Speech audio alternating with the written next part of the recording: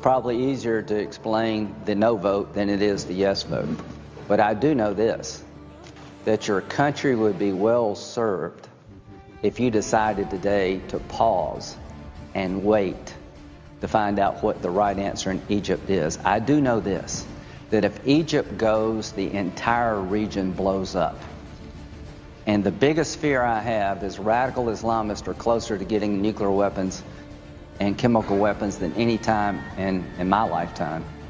And if Egypt becomes a failed state, that's one more problem for us to have to deal with rather than focus on the Iranian efforts to march toward a nuclear weapon. So radical Islam has not forgotten about us. The question for us, have we forgotten about radical Islam?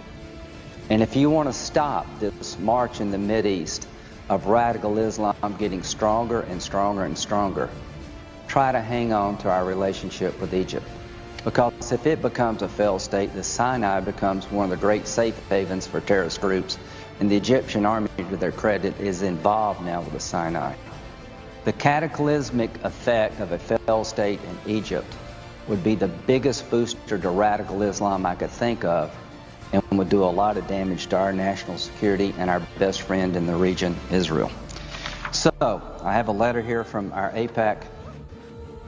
I asked them to comment on this, and they're saying we're writing to express our concerns over the Paul Amendment to the Transportation HUD Appropriations Bill that would eliminate military assistance and sales to Egypt.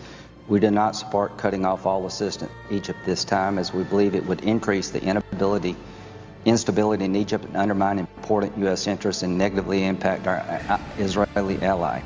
As you know, Egypt is the largest Arab state in the Middle East and has played a vital role in advancing key U.S. interests in that region.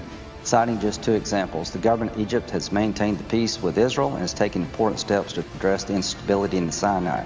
Events in Egypt are rapidly evolving. We believe that for now, the United States could avoid taking any precipitous actions against Egypt, such as cutting off all assistance.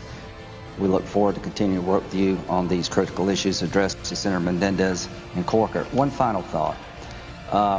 Maybe one day I'll be with Senator Paul saying we have to sever our ties with the Egyptian military and the Egyptian people. Maybe one day I'll come here and co-sponsor your amendment, or maybe come up with one of my own. All I can tell you, if that day ever comes, it will be one of the saddest days of my life, because that means Egypt is gone. And if Egypt is gone, all hell is going to break loose.